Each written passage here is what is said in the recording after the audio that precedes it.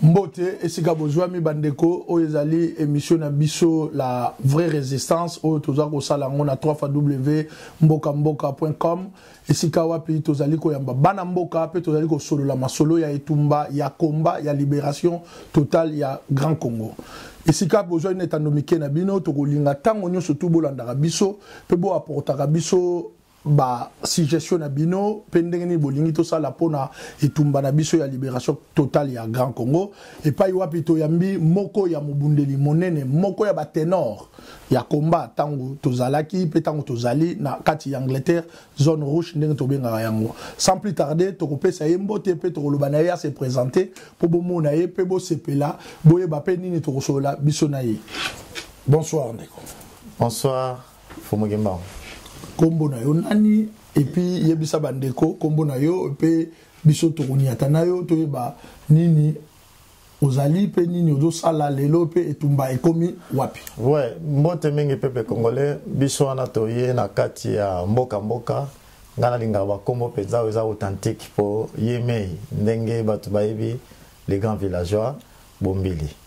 Donc mungongo batu mingi baibi yango banda lobiko bendele eza mungongo esepeli sarabato lelo to kosola makama mboka na bombili village mais bakombo yeba ina komba yango wana matondo ndeko tozalaki mokoleleki awa na ndeko mosusu tobetaki ne masolo mingi tozoyoka moko ezozonga na minoko ya bandeko la peur dans les combats, la peur dans les combats.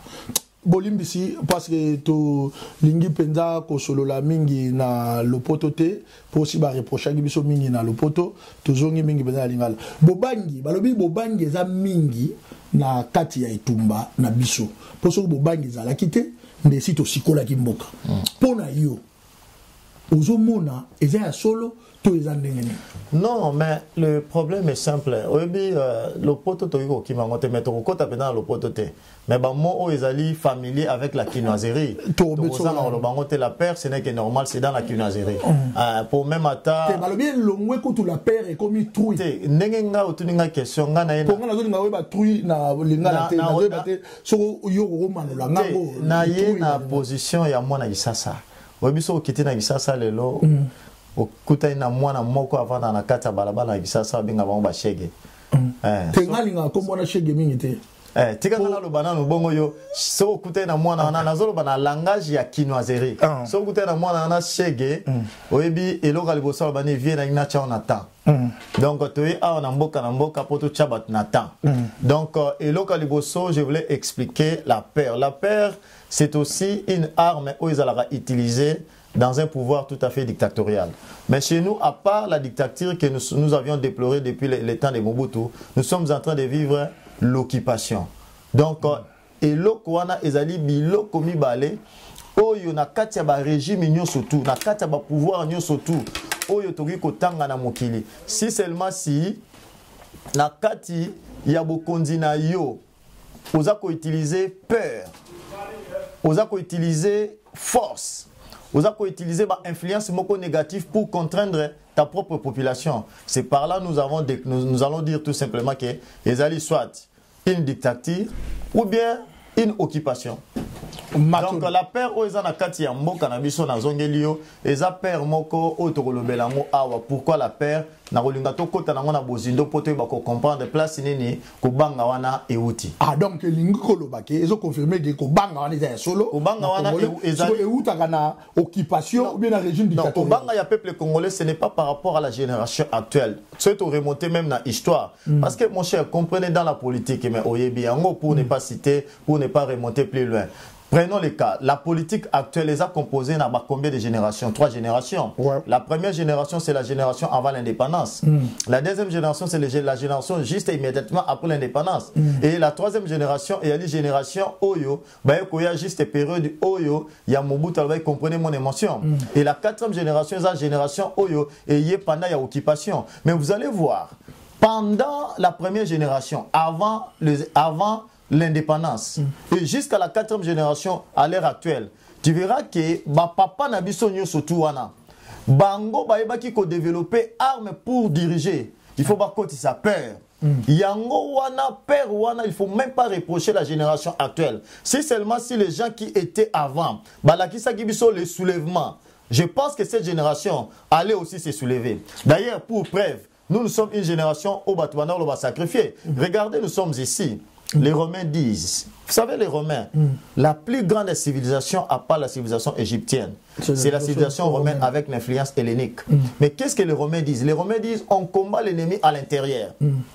Mais vous allez voir que nous qui sommes à l'extérieur, aussi se déguiser par rapport, il y a peau et à père. Mais ceux qui sont à l'intérieur, non pas seulement, ils ont conscience. Je te le dis, aujourd'hui au Congo, tout le monde connaît que le pays est occupé. Ah bon? Tout le monde connaît que le président machin qui est là, c'est un étranger. Mais pourquoi la... Parce que le problème, pour nous cadrer au Mamouké, na Congo, bien selon étymologie à mot, non, le génération. Une génération, ils auront 25 ans. Mais par rapport à Yawanati... Du point de vue sociologique. Ok. Ça, c'est du point de vue sociologique. Mais du point de vue politique, ils ont dépend de la période de il y a temps comme on dit, par exemple, on est dans la quatrième président. Il y avait la première génération Kassavubu, sur le plan politique. Donc, vous allez voir que les politiciens... Vous pouvez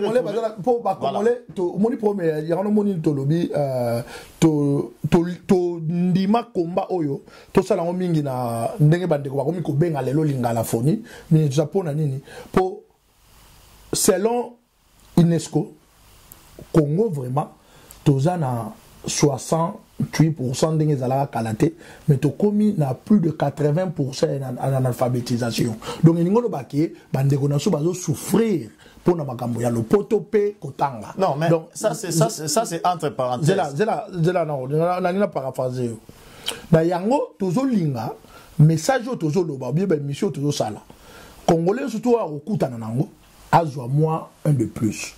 Azwa moi moko ko bakisa na boanya pe mayele oyo bana ya mvuluzi bazo sala. Yango na to linga to yozo ngisa biso na nzela po exactement monene la peur wana ko bangi wana o Congolais na ngoleo na kacha komba ezaka na Congo te mais même na diaspora ozomona ke bato surtout bazako yima bazaka na bobangi wana même na bandako na biso to koma kaka so sonete leli otana nu ni te motana na fenêtre gete moi muke so ni legi otana na nzela otambola omona emo ba sombrero ba masque ba ni tout ça eza ndeni tina ba église bozaka ndengona sikoyo ezandenge nini penza yo pikole la biso penza bobangi wana puis oui bisa so remède nini ezali pona bobangi na lobby les enjeux c'est-à-dire makambu onyo surtout ezala ko entourer pour les politique le loto za to loba lipanda. D'ailleurs jusqu'à présent peuple congolais nous ne sommes pas indépendants. Mais est-ce qu'il y a solo d'accord onyo sauter le cas qui a la théorique mais au comment on a été tala na non zela na okoma wana parce que okokim sangana idée wana te pourquoi la paix parce que mundele oyo ayaki po aloba ete bisoto solo la masolo yakimpanza mondele wana tango ayaki bokene kotuna botala motaliboso bachaki comme président de la République il portait quelle peau est-ce qu'il avait la peau civile ou la peau militaire alors qu'est-ce qu'un militaire fait c'est seulement créer la paix et utiliser la force pour contraindre sa propre population. Ah bon? Ça, oui, ça c'était tout simplement les enjeux tout autour de la première génération politique. Donc, vous devez comprendre... Donc, le pouvoir, il y a Congo, tout autour, il y a la peur, il y a la population. Ce n'est pas seulement là une peur, seulement dans la logique zaïroise ou congolaise. Vous allez voir, quand les Blancs nous ont donné Bali Panda, beaucoup de monde a été, pays, 14 pays, oyo ya Afrique bazoki lipanda ba première génération na bango ya ba président oyo ba vanda ki penza ba diriger selon logique ya mondele bazalaki banani bazalaki ba militaire et vous savez bien un régime militaire c'est un régime qui utilise la force et quand la force vient tout simplement pour contrôler la répression merci donc au comment on a été eloko nini ekokota kati na peuple c'est la paix yango na lobi été kobanga oyo ekoti na kati na makila ya peuple congolais Congolais. Dans tous les domaines, ne parlez même pas seulement dans le domaine de l'église, c'est-à-dire dans tous les domaines. Et Zali dit tout simplement, il y a irresponsabilité, il y a classe politique à partir de la première génération, entre guillemets. Donc, adopté. Non, c'est-à-dire quoi? Vous savez que Ipan Abisso, par exemple, laisse-moi vous dire, nous avions grandi toujours avec cette influence, il y a peur. Ipan Abisso, papa n'a aucun, papa n'a à lobby. Quand un papa a lobby, bon. Frère, tala, moi je suis un penseur. Chez nous les Bantous, tu comptes qui n'a qu'à culture que ceux qui papa a lobby, papa lobby, le père ou le papa avait une position finale, une position magistrale. Quand il dit quand, c'est comme un magistrat. Vous savez qu'un magistrat décide, la loi a une force. La force de la loi, c'est quoi? C'est cette contrainte. Et ça va créer la peur. Et au Congo, même les lots, je vais dire la vérité. Moi, c'est un serviteur de Dieu. Pourquoi même Nakati à diaspora, même pourquoi Nakisasa? Vous allez voir, avant même les élections, le peuple était debout. Le peuple était éveillé. Mais aujourd'hui, vous allez voir, la peur est entrée. Pourquoi? Parce que quand un papa dit un mot, eh bien chez nous, on dit on ne peut pas critiquer, on ne peut pas contraindre parce que ce qu'il dit, c'est la vérité. Et c'est un petit Dieu, c'est un Messie. Donc, et un climat, on a peur. On a même que celui qui est en train aujourd'hui d'ancrer la peur encore davantage dans la génération actuelle sur le plan politique, c'est l'IDPS. Donc, mais laisse-moi te dire, j'ai la colère. Mais non, écoutez, la peur, a engendré la peur. Et l'IDPS a développé la peur. Donc, Namoni, village Bombili Bakadra été, les un groupe de penseurs. C'est moi qui va te cadrer. Non, laisse-moi te dire, on comprend sur le plan politique, si les gens critiquent Mobutu est le germe principal de la paix. Mais l'IDPS est venu tout simplement ancrer la paix. Donc, la peur qui entoure le peuple congolais, c'est la maladie des politiciens. Par exemple, dans l'année qui m'a solo, dans l'année qui m'a solo, vous aviez dit, le mort congolais, personne n'en parle. Vous comprenez? Le mort, si seulement si on avait des dirigeants forts, si on avait des dirigeants qui n'ont pas la peur, des gens forts, responsables, ils pouvaient réclamer le mort congolais. Pour te dire, les Congolais n'aiment pas les combats. Les 100 Congolais plaît. Les 100 Congolais, personne réclame. J'aurais moi à l'air qu'il est. J'aurais moi à l'air qu'il est, tant qu'homme de Dieu, soutenir le docteur Mukweba, que soutenir soi-disant les fantômes ou les fantaisistes politiciens. Parce qu'il est en train de... Parce qu'au Congo, il n'y a pas de politiciens. Mais je te dis, écoutez, même dans le combat, il faut parler des choses... Mais c'est pour ça que c'est la peur qui règne au Mais voilà, moi je n'ai pas peur. Voilà, surtout si vous voulez, les grands villageois, n'a quoi affronter bino, n'a pas sabino ba théorie, au bout a été, il faut bolon on a peur. Mais tu as besoin de théorie, tu as besoin de pratique, remède. C'est pour ça que c'est remède ni pour le peuple congolais, allons la peur. Parce que peur est commis trop, est commis tout traumatisme. La peur. J'ai mal. Moi, j'ai plus mal que toi. Moi, un sujet de la forêt équatoriale. Non. Il n'y a pas question d'un sujet de forêt équatoriale parce que les Congo. Nous avons besoin de congolité, notion de la nation. La paix Rwanda, mais c'est quoi? Ne donnez pas des exemples. Donnez-moi les remèdes. Comment nos enfants peuvent hériter des choses?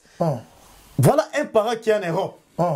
Il se trouve dans le côté de Mangala. Mon papa va na poto aboti mwana ye. Azotel c'est que a on a poto mwana ko vivre bien a ozala bien.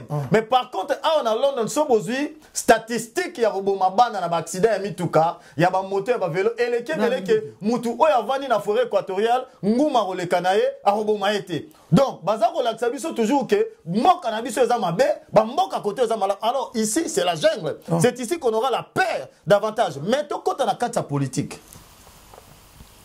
Nani alongola kako banga na population. na Congo, tout de suite, on a deux parts déjà, tout le monde que na Congo, il n'y a pas des élites, il n'y a pas de politiciens, il n'y a rien. Donc, il n'y a même pas un État. Donc, quand les absences, il y a l'État. Ils ont un biso. Yo, et tant que homme de Dieu, yo, et tant que combattant, yo, et tant que ténor, il y a moko, il y a batu, babandi et tumba na moko yo. Yo, yebisa biso, remède nini yo goya na mona tango yo, peuple, azali lelo. Azako mona réperté, azali cadreté, encadreté, azangi moutou à kolobelaye. Même les 100 Congolais réclament la vengeance. Même les 100 Congolais réclament les leaders, les élites. Toi, qu'est-ce que tu nous proposes? Vous savez, quand le peuple, tant que le peuple a abandonné par les leaders, le peuple a élo que Sengeli a ça là, ils allaient se prendre en charge. Ah donc il dépêche Moutalansaki phrase wana, il dépêche Moutalansaki slogan wana. Donc il a une apercité. Non mais écoutez, ce que le zone ici peuple a se prendre en charge, c'est-à-dire il a décliné responsabilité. Mais non parce que le yo comme les 18 ans nandaku, 20 ans nandaku, 22 ans nandaku, 25 ans nandaku. Il dépêche à ça le lot sur 31 ans sur 32 ans. Est-ce que tu le lot faut avoir responsable na bana on va 30 ans par rapport à moi na lobarango maintes fois nazana tinate ya otanga bakombo awa. Mais na olobaki yango moi par exemple moi j'avais dit que le jeune politicien au bazana kati ya Congo lelo oyo ceux qui bako espérer recevoir un mot d'ordre et pas ya papa Kizenga qui est de l'autre côté bazar wrong.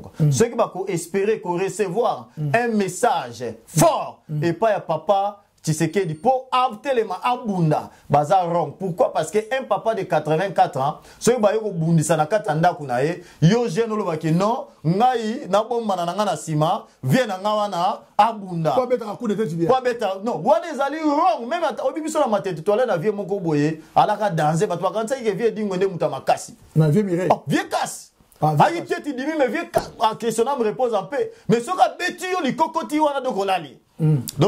Donc pour dire tout simplement que comment moi qui a le sang chaud comme ça nga ole nga na bunda nazo zila na vanda ba combattant mingi to parce que ça les logoté dans mutu parce que ba continuer laissez-moi parler les combats aujourd'hui combat et du freinage comment combat et freinage pourquoi parce que ces gens là croyaient que un papa de 84 ans yende mutarotelema abunda bango batala ba vanda. Moi je vais soutenir, je soutiens, ngana soutenir ba pensée.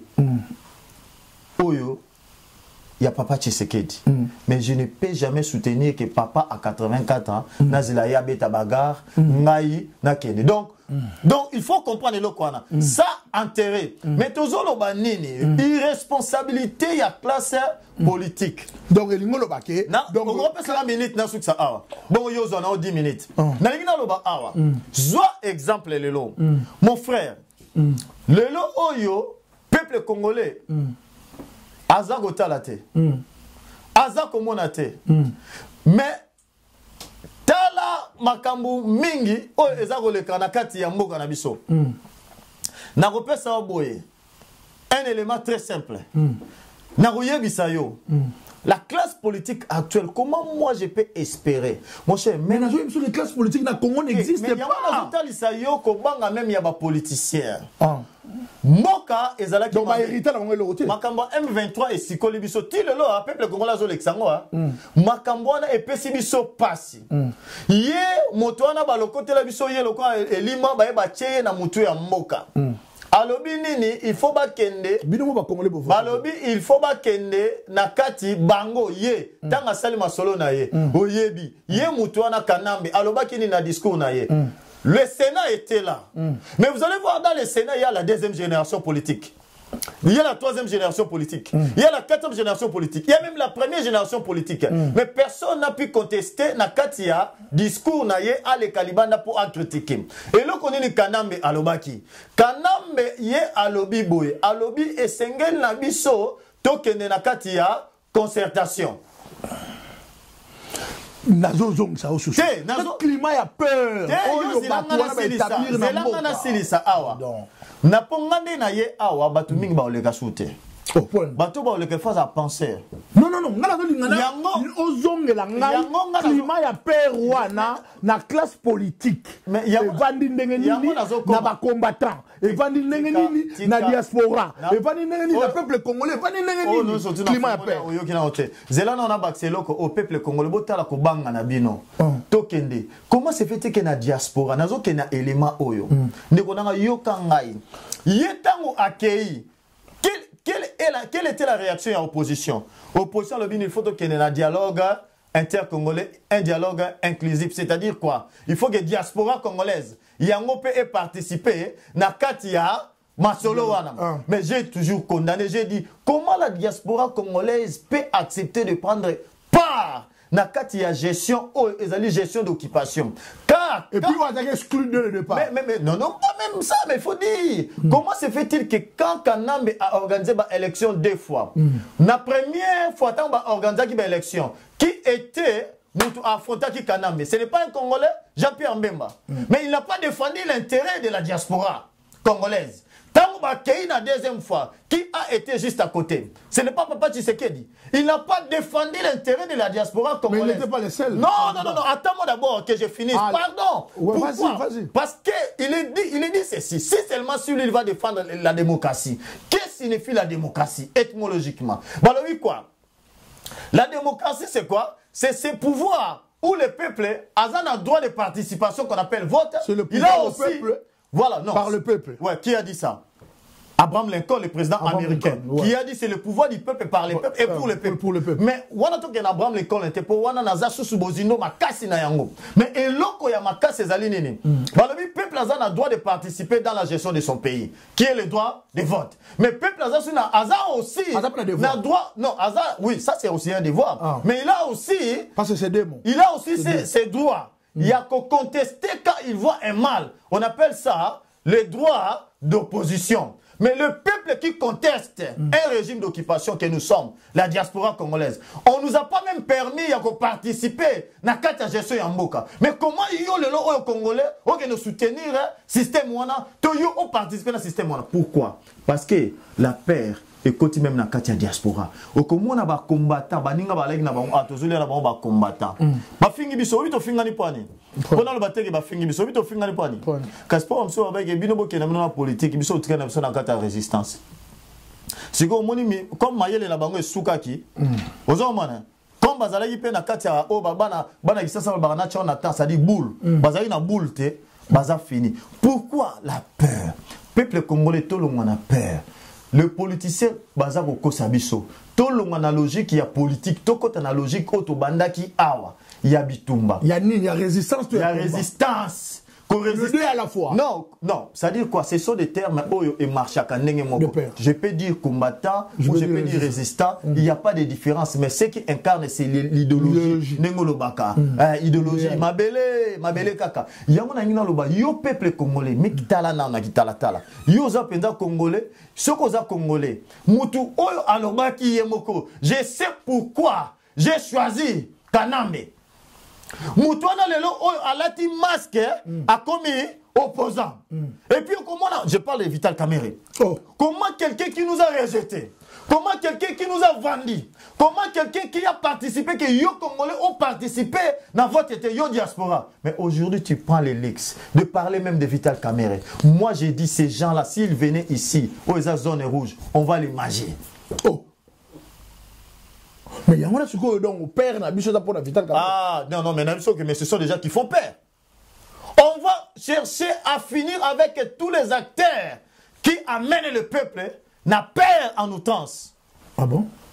Mais sikoyo au moins qu'on a cadré ngana lingaka au cadre ngate ngana lingaka mingi définition il y a démocratie selon les Danois Danois ba tchaka deux démocratie par exemple balé ba tchaka ngo devoir ba tchaka ngo na droit selon les Danois le tout c'est-à-dire aux a droit on a choix donc babi que choix donc le choix wana babi choix na ngale na pona na kopona na mibale wana oyo ba kosalelanga pe o ngana kosalela ndenge ba Danois ba bon est-ce que na fingi moto te o fingi moto te mais ozoloba et puis ça ko engager yo parce que oza mobunde ils ont engagé dans un système surtout yo poza ka ndenge biso tozala po biso lo ba engager ngai na combat parce que toza moko ya ba tindami pe ba umbo ya combat na sepeli pe lo kwa yo lo bige yo poza ko engager yo na nini tout ça mais na linga penza o to conclure ngana yo père oyo elati peuple congolais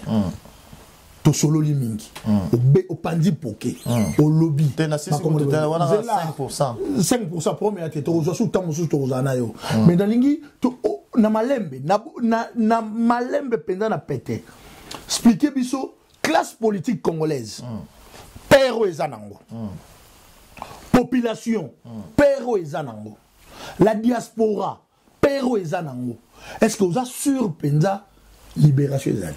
Non, à l'heure qu'il est, il n'y a pas ça. Na PCO réponse na il n'y a pas ça comment? Dans O News Sotoza Koloba, ezalité.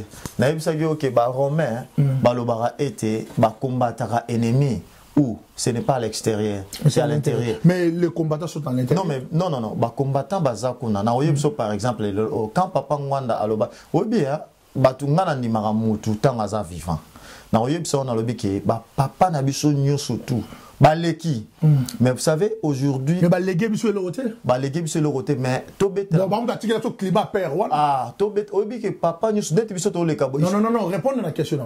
Donc bah papa na biso baléki, bah tiré le climat ya père. Wana. Maintenant ipso facto. Ipso facto. OK. Donc il ngolo baké et puis pour na yo zo mona il y a pas la magie que père wana et kende ou bien d'aller effacer ou bien to move on.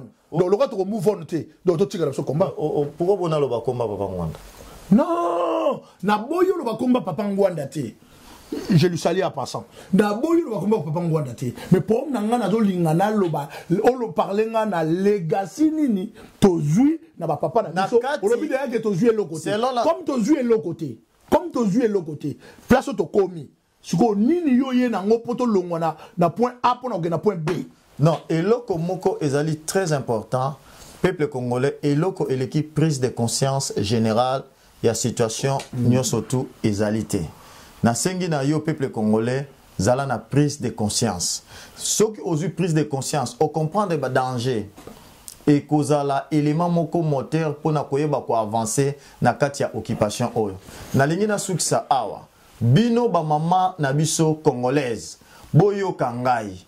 J'aurais du mal. Aujourd'hui si le monde parle de la femme qui est maltraitée, la femme qui est violée, par excellence, c'est la femme congolaise. Mais bino, na ba pasteur na bino, y a le kuta. Bozo que nous célébrer, ba lobi que journée de la femme, y a journée à penser. Mais t'as la peuple congolais na koba. Comme ça on va faire. Yo komisi na yo na pasteur na yo na ndeko na bokom sango esika ya lisano. Ozo kansate mama oyo bazo pasola nzoto ya mwasi po bakotsa ye motute. Mama o ba pasola nzoto ya mwasi po babwa kela acide. Bon maman ebimi libanda yo mama la muka kola la te mwana oyo ya 3 ans ayebi ata mokilité bazo zwa eloka mobali ya monene ni sato mine bazo sasa mwana yo mama congolaise la femme honteuse réveille-toi sors de la paix. J'étais venu tant qu'homme de Dieu pour vous réveiller. Sors de la paix. Aucun politicien réclame les femmes congolaises. Aucun politicien réclame les enfants congolais maltraités. Yo, kola late, lamuka ngongé koki. Nasimande tokoyeba ko développer o union sotetikali. Maman congolaise, nazo benga po mama yo mutotongaka mboka. Moyen de bord mondela pimeli biso ba télévision na ye. L'unique moyen o totikala ina pona ko défendre mabele, ezalaki ba piquer. Yalaki ba sit-in. Bozongela. Maman Téléma Zongela piqué. Zwa photo bimisa. La femme est congolaise est violée. La femme congolaise est menacée. Une seule femme indienne. Regardez, tout le monde était debout. L'Asie était debout. Mais qui défend ta cause? Personne ne défend ta cause. C'est toi celle qui va te prendre en charge. Voilà pourquoi Ndegotanga Lobby on a dit que mise en charge. Si le monde ne va pas vous aider, la femme congolaise, Dieu Tout-Puissant va s'élever et il vous aidera. Que Dieu vous bénisse. Matondo, l'Andibison surtout vraiment avec un choc. Na motema na minute to solo la pona makambango to komozwa ngokaka lokola maseki peuple congolais sika to zwami pona kozanga koyeba na kanta ndeko place avai na kiti alobi momoko conscience ya peuple congolais to yeba eloko nini tozali pe eloko nini tosala na ngongo oyo po climat ya peur wana elati peuple congolais sika nyonso to azali faut to dégager yango faut to bima na yango pour la libération totale ya peuple congolais pe ya Congo.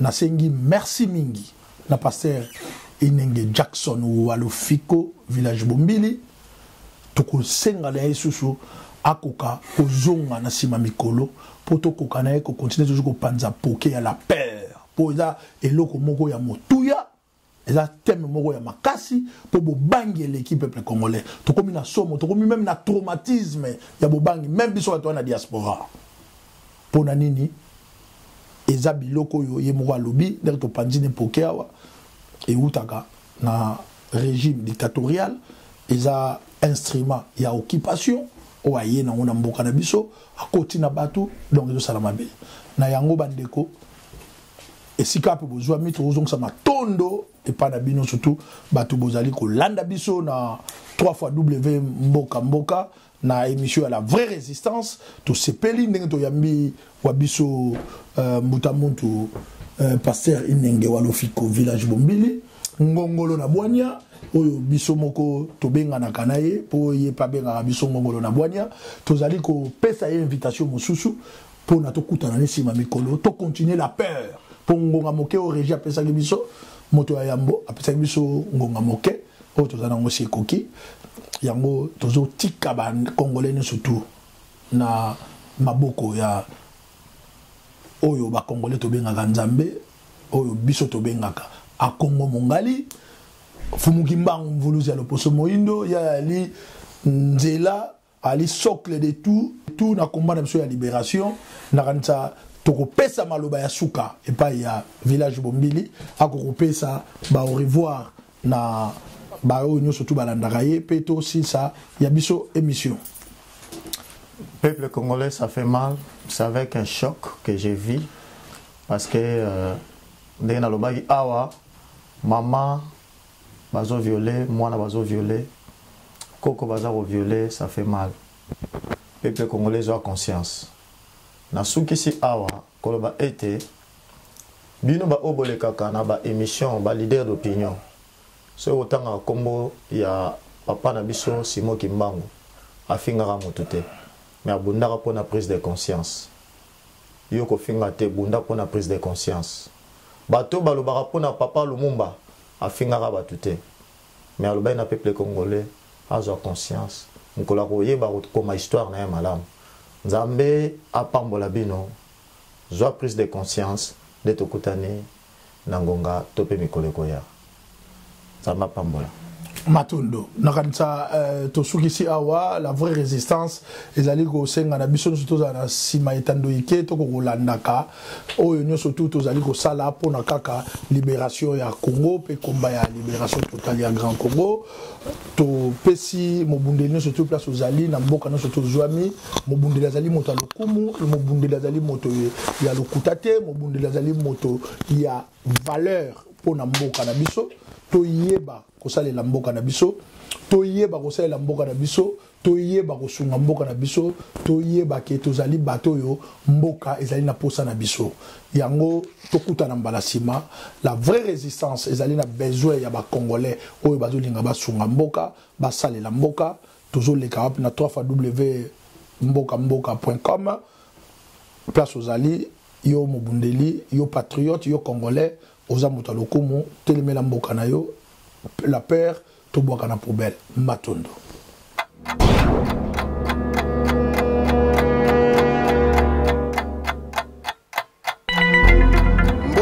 mboka